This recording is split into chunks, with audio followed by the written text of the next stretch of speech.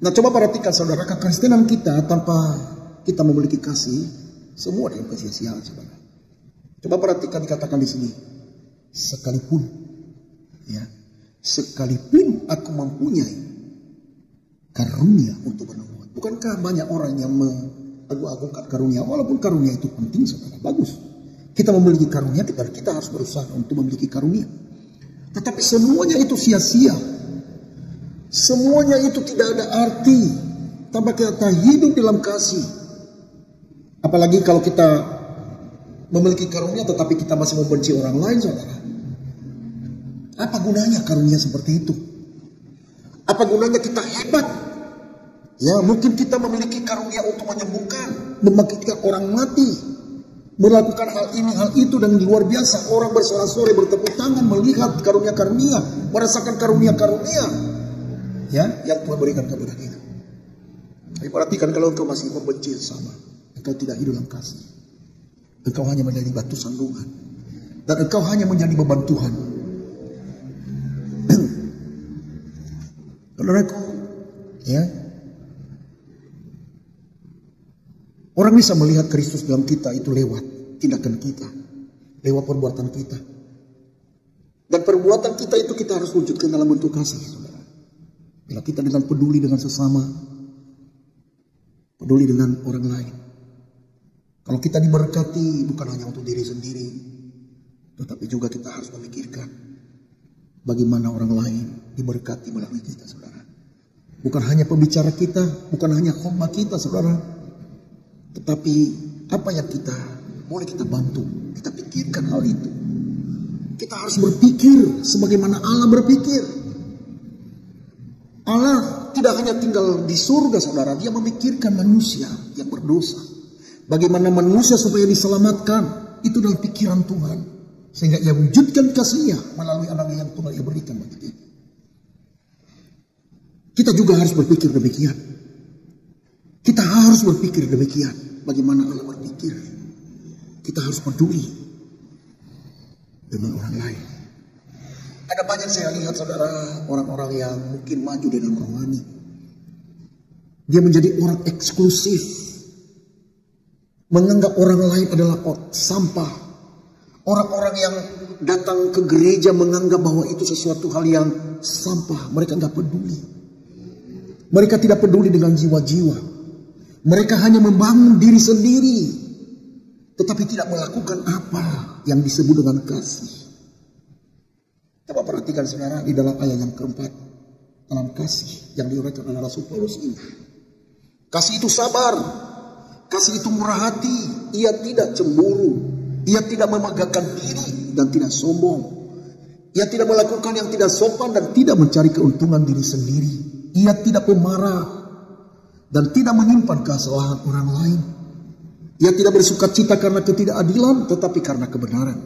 Ia menutupi segala sesuatu, percaya segala sesuatu, mengharapkan segala sesuatu, sabar menanggung segala sesuatu. Jujur saya katakan saudara, memang ya ini berat, ya. Ya, tapi tidak ada cara lain selain daripada kita melakukan apa yang dikatakan oleh firman Tuhan, saudara. Kita harus melatih diri. Kita harus belajar untuk kita melakukan apa yang menjadi isi hati Tuhan bagi kita. Kita harus menjadi orang Kristen yang bisa menunjukkan bahwa kita adalah murid Kristus, yaitu bila kita saling mengasihi. Tidak sedikit-sedikit marah. Makanya dikatakan kasih itu sabar. Hanya mendengarkan ya omongan orang mungkin yang menjodohkan kita, lalu kita naik pitam, saudara. Kita harus berpikir. Mari kita berpikir sebagaimana Allah berpikir. Maka jelas lagi di dalam Filipi pasal 4 ayat 8. Kita harus berpikir yang benar, yang manis didengar. Ya, di dalam Filipi pasal yang saya coba melompat ke sana dulu ya. Filipi 4 ayat 8. Dia berkata begini. Jadi akhirnya saudara-saudara, semua yang benar, semua yang mulia, semua yang adil, semua yang suci, semua yang manis, semua yang sedang didengar, semua yang disebut kebajikan dan patut dipuji, pikirkanlah semuanya itu. Luar biasa bukan? Ya. Jangan hanya ada kesalahan orang lalu kita langsung menghakimi. Kita harus berpikir dulu. Ya, belum tentu mungkin. Ya mungkin sih alasan kita bisa saja alasan marah saudara untuk kepada orang lain saudara. Tapi kita melihat penyebabnya dulu. Makanya kita harus sabar. Kita harus ya duduk diam merenung. Kita komunikasikan. Ya. Tidak sekonyong-konyong lalu kita udah dengar sesuatu hal yang negatif tentang diri kita lalu kita marah. Saudara perlu kita mengenakan kasih. Itu sabar. Dan buah roh juga salah satu unsurnya adalah sabar. Ya, kita harus sabar. Kita harus bermurah hati. Ya, dikatakan kasih itu murah hati. Kita harus bermurah hati. Jangan menutup hati kepada orang-orang yang memang kalau bisa kita bantu, bantulah. Ya, terkecuali kalau memang tidak bisa kita bantu, ya udah bagaimana lah. Tapi setidaknya engkau berdoa. Ya, engkau berikan kepadanya kekuatan iman. Jangan langsung tiba-tiba kita bilang, nggak bisa. Ya, ini kita nggak mengenakan kasih saudara. Ya, ya, kita harus memurah hati. Tidak cemburu. Cemburu di sini bukan berarti ya karena Allah juga cemburu. Ya, bukan cemburu dalam arti begini saudara. Sesuatu contoh misalnya istri saya cemburu lah sama istri saya kalau misalnya. Ya, istri saya misalnya dengan orang lain, misalnya saya cemburu. Bukan itu maksudnya cemburu di sini, saudara. Contoh misalnya ada yang lebih maju dari kita, lalu kita benci, kita cemburu dengan hal itu. Ada sesuatu tetangga, ya, ada tetangga yang mungkin mereka membeli mobil mewah, lalu kita cemburu. Nah ini nggak boleh. Kita harus berkata, iya puji Tuhan. Ya, dan itu puji Tuhan itu puji Tuhan yang tulus. Ya, kalau kita cemburu, iri hati dengan orang lain, kalau ia maju, ya, itu bukan pengajaran Yesus, bukan pengajaran Alkitab. Kita nggak boleh cemburu, mencemburui, ya, kalau orang maju lebih dari kita. Tetapi sebaliknya kita berkata, Tuhan, Engkau telah menolong dia, Tuhan juga pasti tolong saya. Kita doakan. Di dalam Filipi pasal 4 ayat 6, ya. Filipi 4 ayat 6, ia berkata begini. Jangan hendaknya kamu khawatir tentang apapun juga, tetapi nyatakan dalam segala hal keinginanmu kepada Allah dalam doa dan permohonan dan ucapan syukur. Jadi kalau kita lihat sesuatu hal, mungkin teman kita maju, ya, sahabat kita maju, jangan kita cemburu tentang hal itu, salah kita. Ya, sahabat yang baik, ya justru dalam keadaan suka, dalam keadaan duka dia ada, saudara. Ya, itulah teman yang baik. Itu sahabat yang tulus. Tetapi kalau sahabat kita cemburui oleh karena dia lebih maju dari kita, ini merupakan suatu persoalan besar. Ya, saya berharap orang-orang Kristen itu jangan ya hidup dalam kecemburuan. Ya, dalam arti kecemburuan orang lebih maju, mungkin dia memiliki titel yang lebih hebat dari kita. Ya, kalau kita juga hamba Tuhan, mungkin ada hamba Tuhan yang lebih maju dari kita. Ya puji Tuhan. Ya masing-masing kita saling memperlengkapi. Belum tentu juga sekalipun mungkin dia menjadi pendeta besar, ya ada sesuatu hal dalam kekurangan dia. Tetapi kita saling memperlengkapi. Mungkin kita menjadi ya hamba Tuhan yang kecil kata dunia. Ya, mungkin kita adalah pendeta yang gak dikenal, nggak apa-apa. Yang penting lakukan apa yang Tuhan inginkan kalau kita sebagai hamba Tuhan, saudara. Ukuran kita besar atau kecil itu bukan ukuran manusia. Kalau kita ini hamba Tuhan, saudara. Bukan ukuran manusia bahwa dia besar dan saya kecil. Ya, itu adalah ukuran Tuhan karena kita adalah hamba dan Tuhan Yesus itu adalah Tuhan kita. Dan ukuran itu bukan ukuran apa yang manusia pandang. Bukan dalam pandangan manusia kita besar atau kecil, bukan. Itu di pandangan Tuhan. Selama kita mengerjakan apa yang Tuhan mau, saudara, ya. Gak apa-apa, orang gak menganggap kita pun gak apa-apa. Tetapi ingat, Bapakmu yang di surga, dia sangat mengerti. Ya, dia sangat mengerti, memberikan penghormatan, penghargaan bagi saya, saudara. Kita ini yang penting, mengerjakan apa yang Tuhan mau. Ya, ya kalau ada orang lain yang lebih hebat dari kita, kenapa kita cemburu? Ya, kenapa kita cemburu? Kalau ada orang yang lebih kaya dari kita, kenapa kita cemburu? Ya. Kita bersyukur saja. Bersyukur ya kepada Allah. Sama seperti yang saya katakan tadi, ya kalau kita ada dalam kekhawatiran atau kita masih ada yang dalam hal yang mungkin biasa-biasa aja, ya minta kepada Tuhan. Karena Dia sumber segala sesuatu. Firman Tuhan yang berkata, Dialah yang mengangkat seseorang, Dia yang meninggikan seseorang, Dia juga yang merendahkan saudara. Ya. Ada nyanyian yang mengatakan itu, ya. Begitu besar kasih Allah bagi kita, diberkatilah anak cucu kita di mana-mana. Allah, apa itu? Mengubah miskin dan menjadikan kaya, yang merendahkan dan meninggikan juga. Kalau nggak salah di 1 Samuel itu ya. Kitab 1 Samuel pasal yang kedua, doa Hana kalau nggak salah itu. Ya. Iya, doa Hana di dalam 1 Samuel pasal 2 ayat 8. Iya betul. Maaf, ayat yang pasal 2 ayat 6. Dia berkata, Tuhan mematikan dan menghidupkan, Ia menurunkan ke dalam dunia orang mati dan mengangkat dari sana. Tuhan membuat miskin dan membuat kaya. Ia merendahkan dan meninggikan juga. Ia menegakkan orang yang hina dari dalam debu dan mengangkat orang yang miskin dari lumpur, untuk menundukkan dia bersama-sama dengan para bangsawan dan membuat dia memiliki kursi kehormatan. Sebab Tuhan mempunyai alas bumi dan di atasnya Ia menaruh daratan. Luar biasa. Jadi, ya, nggak perlu kita cemburu, ya. Minta aja sama Tuhan yang sumber dari segala sesuatu. Jangan khawatir hidup ini selama kita punya Tuhan, saudara. Makanya penting kita bukan hanya beragama, tetapi kita bertuhan, itu yang sangat penting, saudara. Ada banyak orang yang beragama tapi tidak punya Tuhan. Tetapi kalau punya Tuhan pasti beragama, saudara. Haleluya. Ya. Jadi nggak perlu kita cemburu, ya.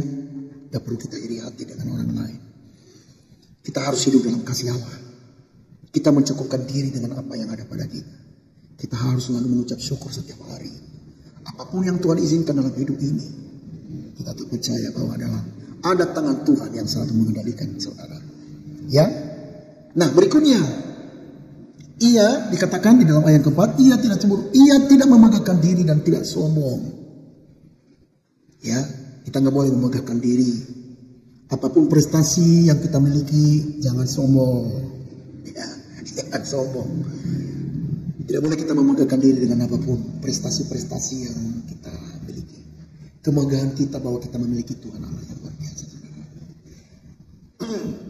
Ya, saya semakin kesini, saudara, saya semakin menyadari bahwa kemegahan sesuatu hal yang fana itu sesuatu hal yang sangat kurang pas. Ya, kita harus sekali lagi memegahkan, kita bermegah, ya, karena kita memiliki yang satu ini, bahwa Ia mengasihi kita. Allah mengasihi kita. Kita memiliki Allah yang besar. Aku punya Tuhan yang besar, yang telah berjanji dan selalu menepati. Imanku bersepakat percaya kuasanya.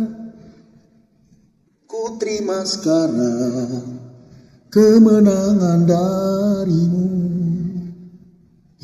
Yang kita banggakan adalah kita memiliki Allah yang besar. Haleluya. Tidak boleh kita sombong. Kalau kita dipakai oleh Tuhan, Dialah Yesus yang semakin besar, kita yang semakin kecil. Saya terinspirasi dengan seorang Yohanes Pembaptis yang ia berkata, Dialah Ia di situ. Dialah Yesus yang semakin besar, aku yang semakin kecil. Yohanes 3:30. Ya. Kalau kita dipakai baik itu sebagai hamba Tuhan maupun juga mungkin dalam bisnismu, semakin maju, semakin kau diberkati, semakin engkau rendah hati. Karena semakin engkau rendah hati, semakin Allah memberkati. Itu sudah pasti, saudara. Semakin kita juga rendah hati sebagai hamba Tuhan, semakin Tuhan pakai kita. Ya, semakin Tuhan pakai kita, semakin Tuhan percayakan kita hal yang besar. Tetapi kalau engkau mencuri kemuliaan Tuhan dengan memegahkan diri dengan hal itu, engkau sombong, engkau merasa orang lain rendah, ingat, hanya waktunya saja tunggu. ya engkau juga akan direndahkan nanti. Ya. Nah, berikutnya, ia tidak melakukan yang tidak sopan dan tidak mencari keuntungan diri sendiri. Ia tidak melakukan yang tidak sopan. Sebagai anak-anak Tuhan itu harus memiliki hidup yang sopan. Anak-anak saya selalu saya ajarkan tentang kesopanan. Mereka lewat di depan umum, saya harus berkata, nah, harus permisi. Ya, minta permisi. Mulai dari sekarang kita mengajarkan anak-anak kita hidup dalam kesopanan. Jangan sampai ya orang-orang yang belum mengenal Allah menghujat nama Tuhan kita hanya karena hidup kita nggak sopan. Dalam omongan kita kasar, ya, gaya hidup kita nggak sopan. Nah, saudaraku, mari kita hidup sopan. Ada lagi yang sering saya katakan ya. Saya jujur sering saya nasihati banyak orang. Kalau kita lagi berbicara dengan orang lain, harus kita sopan. Jangan suka memotong-motong ya pembicaraan orang. Ya. Kalau dia lagi ngomong silakan. Jadilah pendengar yang baik. Orang yang memiliki hikmat, dia pasti akan dapatkan kalau dia banyak mendengar. Ya, semakin ia banyak mendengar, semakin banyak hikmat yang ia dapat. Saya ini adalah gembala, saudara. Tidak semua kata orang itu saya harus jawab. Kadang-kadang saya banyak mendengar orang dalam konseling. Saya mendengar terus, saudara. Ya, saya mendengar. Sebab seringkali di dalam dia banyak berbicara, dia bisa sebenarnya jawaban dari apa yang menjadi keraguan, kebingungan dia dari konseling itu, sebenarnya jawabannya ada di sana. Ya, sebenarnya ada jawabannya di sana. Jadi dengarkan. Belum kita dengarkan omongan orang, lalu kita sudah menjawab. Dalam kitab Amsal mengatakan ya, jawaban yang tidak jawaban ya, kalau kurang lebih kira-kira begini ya, jawaban ya menjawab seseorang yang tidak mendengar adalah kebodohan. Ya, iya, kebodohan. Jadi kita harus menjawab ya, dengan hikmat Tuhan. Jangan potong-potong pembicaraan orang. Ya, berlaku sopan. Ya.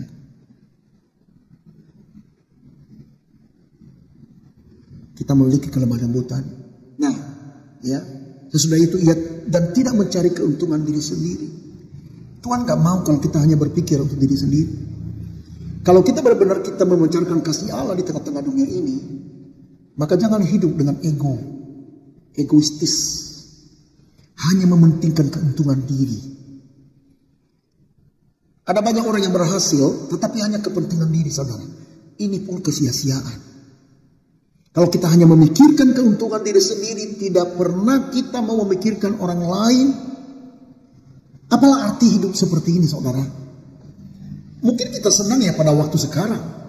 Tetapi tahu gak, saudara, kalau Allah yang mengizinkan kepada kita sesuatu, makanya firman Tuhan berkata, kepada siapa Allah memberikan yang besar, dia kepadanya juga akan dituntut.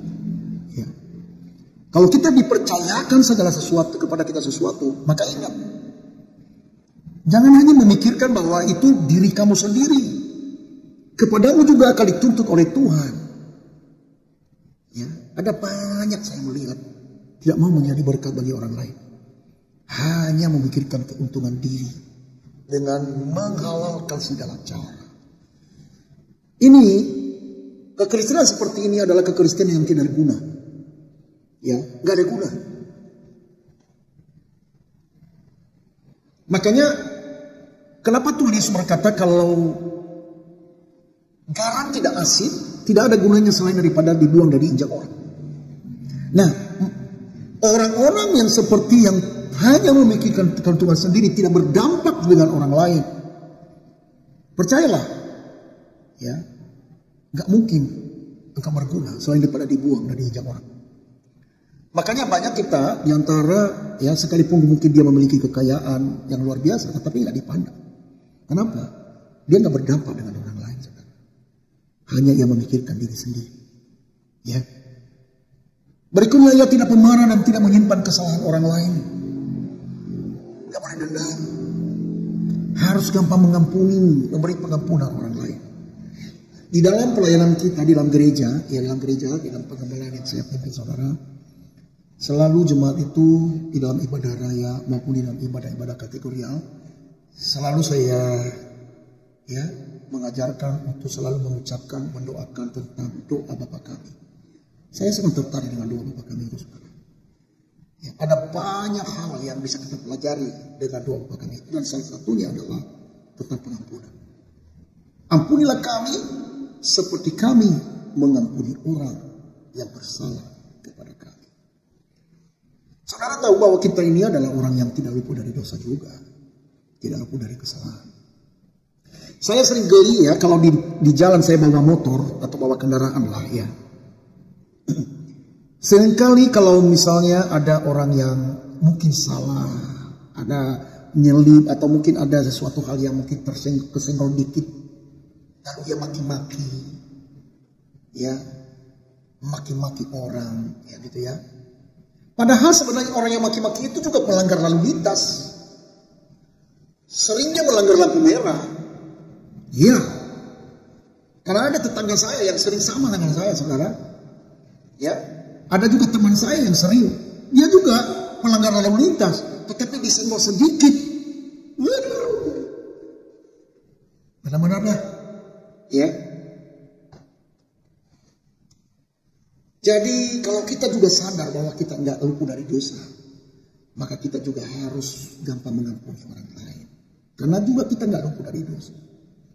Karena kita butuh pengampunan Tuhan, maka kita harus mengampuni orang yang bersalah. Jangan simpan dendam. Jangan simpan sakit hati.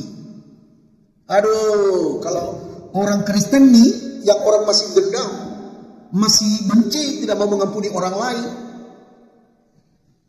gak tahu dah. Karena setiap minggu itu selalu kita berbicara tentang pengampunan. Karena kita selalu berbicara tentang pengampunan Tuhan, saudara. Iya. Makanya saya bilang orang Kristen, kalau susah sekali mengampuni orang lain, gak tahu Kristen apalah itu ya. Jangan-jangan firman Tuhan yang kita dapatkan itu ya hanya seperti yang dikatakan tadi. Apa? Ya, gong yang berkumandang dan canang yang gemerincing. Kita hanya menjadi pendengar, tapi kita bukan menjadi pelaku firman. Ya. Kita harus ya gampang memaafkan orang. Saya pernah nggak saya sakit hati kepada orang lain? Pernah. Tapi ingat, saya nggak dendam. Ya iyalah, namanya juga manusia. Saya punya perasaan juga lah. Kalau saya nggak punya perasaan, ya saya bukan manusia. Ya kan? Tetapi sakit hati tapi gampang untuk melupakan, gampang untuk mengampuni, memaafkan orang lain. Saya gampang. Ya. Dulu saya orang pendendam. Saya dulu orang pendendam. Tapi sekarang setelah saya berjumpa dengan Tuhan, setelah saya mengalami Tuhan dalam hidup, saya gampang mengampuni. Ya. Ada teman yang beberapa hari yang lalu, aduh, orang yang gak sopan lah. Ya. Gak menghargai orang, padahal dia udah orang tua. Ya. Ngomongnya suka-sukanya. Pernah saya sakit hati, saudara. Tapi setelah itu ya udah.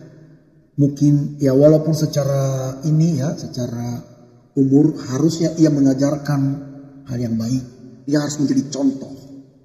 Tetapi ya saya nggak temukan tentang hal itu, ya udah. Kalau enggak ya udah, ya biar saya yang jadi contoh baginya. Ya, jadi gampang sajalah kita mengampuni orang. Andaikan pun saya ketemu dengan dia pun, ya saya nggak ada masalah. Ya, terlalu bodoh lah kita kalau kita menyimpan kesalahan orang lain lah.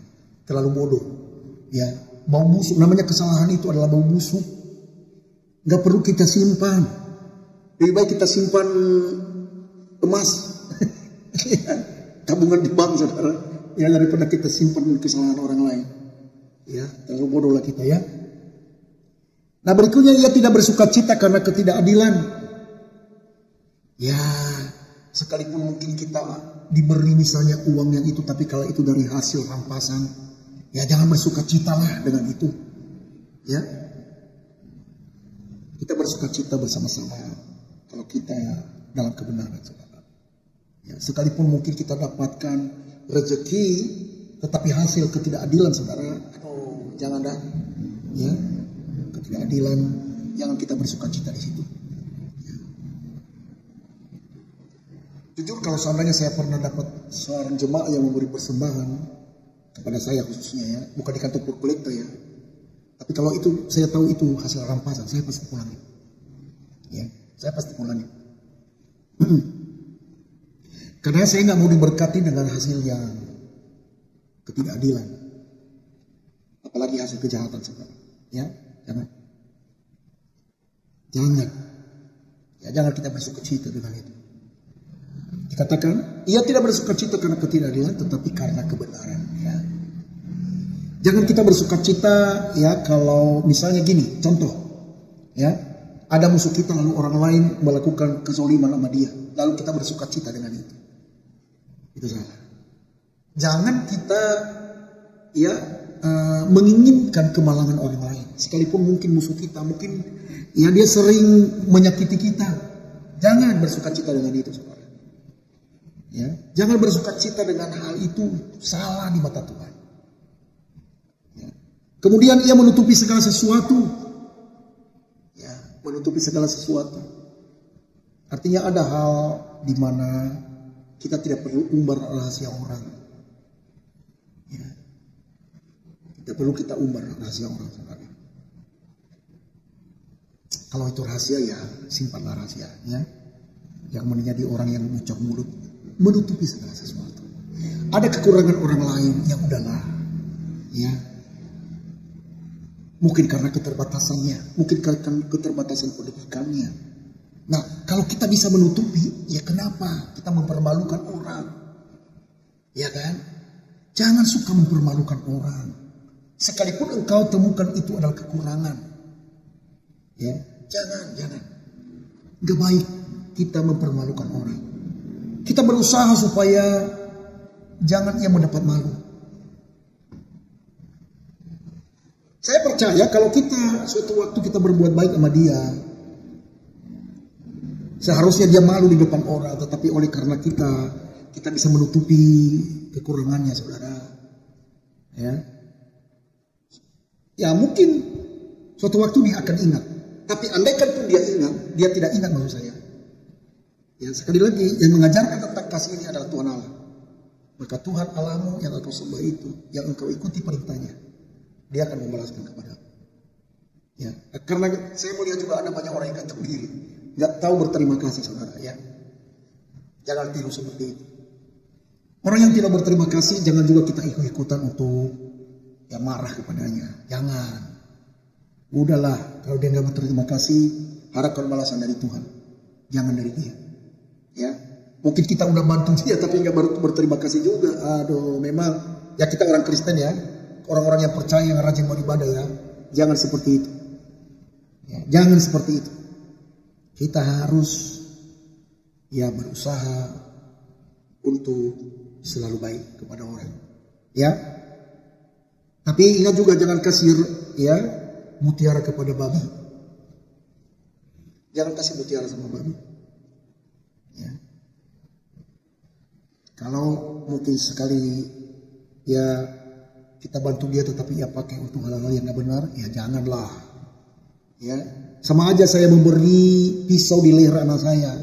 Nana, ya, ini pisau taruh di leher. Bapak di surga juga tidak selalu yang menjawab doa kita sesuai dengan apa yang kita mau. Ya kan? Ya tidak selalu memberi. Nah kita juga harus berlaku seperti itu. Kita tahu, ya, kita tahu kepada siapa yang harus kita beri sesuatu. Kalau dia hanya bisa kita beri permen ya sesuai dengan kebutuhannya. Terkecuali kalau dia orang dewasa yang orang bertanggung jawab, boleh kita kasih sama dia barang. Tujuannya apa? Ya untuk bisa dia membapak rumput, bukan untuk membunuh orang. Ya kan? Tapi kalau anak kecil kasih sama dia ini ditusukkan di matanya atau di mana, itu kan kita menyesal. Ya. Jadi itu, ya. Nah, percaya segala sesuatu. Percaya segala sesuatu. Ya, kita harus percaya segala sesuatu, mengharapkan segala sesuatu, sabar, menanggung segala sesuatu.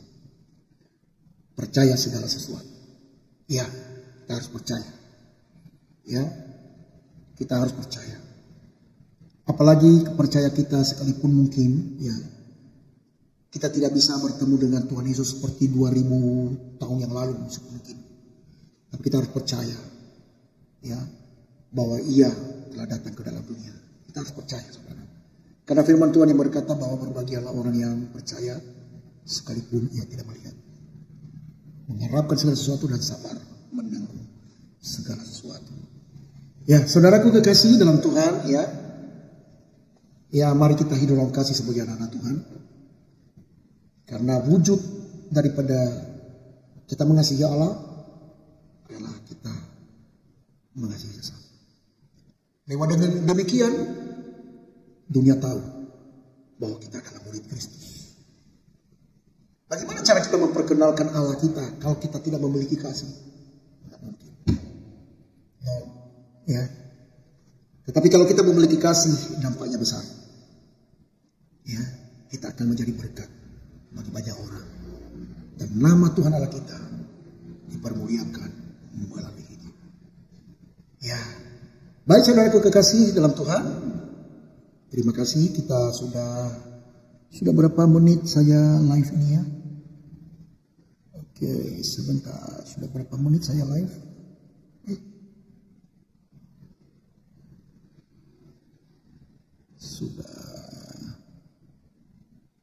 Sudah berapa ya? Berapa menit? Di mana sih saya bisa melihat?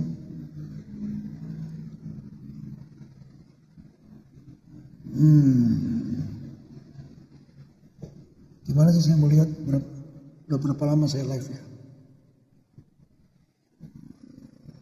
Tidak ada ya. Oke lah, ya mungkin sudah lebih setengah jam atau hampir 1 jam kali ya. Oke lah, baik Bapak Ibu Saudara sekalian. Ya, Tuhan Yesus memberkati kita. Salam Maranatha. Saya undur diri ya.